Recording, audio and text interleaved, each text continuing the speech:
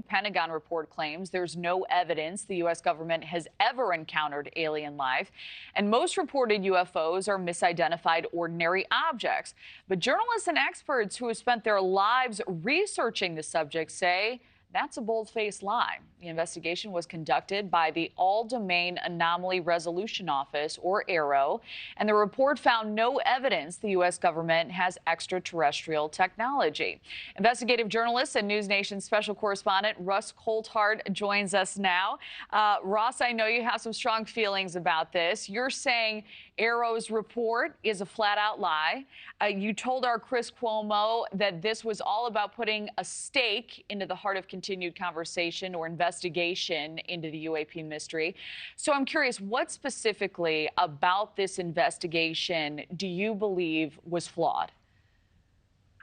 Well, hello, Kelly. Good morning. Firstly, Congress mandated in legislation a history from 1945 of all of the key UAP UFO incidents in US history. That hasn't happened. What this report does is completely ignore a host of incidents, particularly ones where the military has actually investigated them, and especially ones involving UAPs seen over nuclear weapons facilities.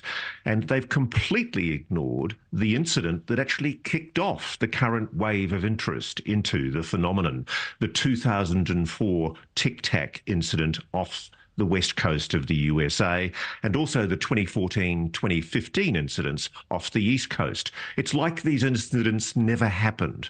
And what's happened here, I think, is that the Pentagon has been so reactive to the allegation that it's involved in a conspiracy, it completely failed to do its job.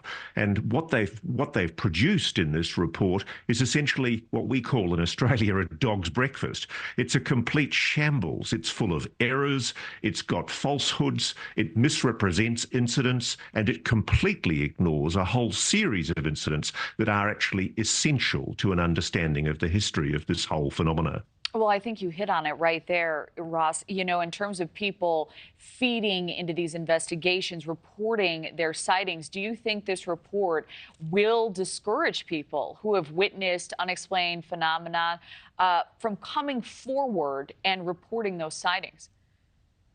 No, in fact, I don't think the public's discouraged at all, Kelly. I think the Pentagon hopes that this is all going to go away and that with this report they can stentorianly declare that it's all over and everybody should go back to their little homes and forget about UFOs.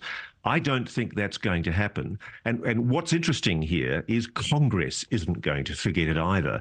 Congress has realized it's having the wool pulled over its eyes by people in the Pentagon and in private aerospace. And on both sides of the House, there's a determination to investigate because a lot of witnesses didn't go to the Pentagon. They actually didn't talk to AARO, the Pentagon's UFO investigation office. They spoke directly to the Congress. And they also testified to the intelligence community inspector general, who actually found the allegations of our interview, David Grush, to be credible.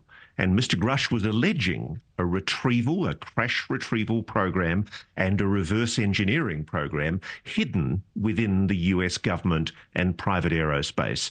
And that was found to be credible by the Intelligence Community Inspector General. So somebody is lying. It's either the Pentagon or it's people to Congress, and it's the Intelligence Community Inspector General. I'm pretty sure I know who is lying, and I don't think the Pentagon's going to get away with it. All right, so your claim that the Pentagon is lying to Congress, what are the potential repercussions if that turns out to be true?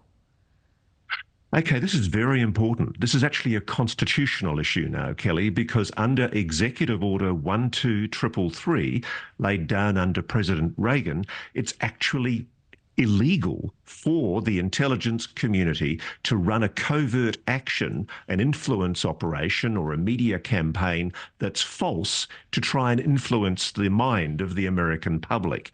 They're not allowed to run covert influence operations on American citizens. And I'm told that's exactly what they've done here. And Congress is going to investigate this. And there are people within the legacy program who want to come forward and give their evidence to Congress. I think we're going to see public hearings. I think we're going to see field hearings where senators and Congress people get out there and start asking hard questions. And more importantly, I think the public can smell a lie when they see one. Thanks for watching, everybody. Go to joinnn.com to find NewsNation on your television provider. Also, don't forget to click that red subscribe button below to get more of NewsNation's fact-driven, unbiased coverage.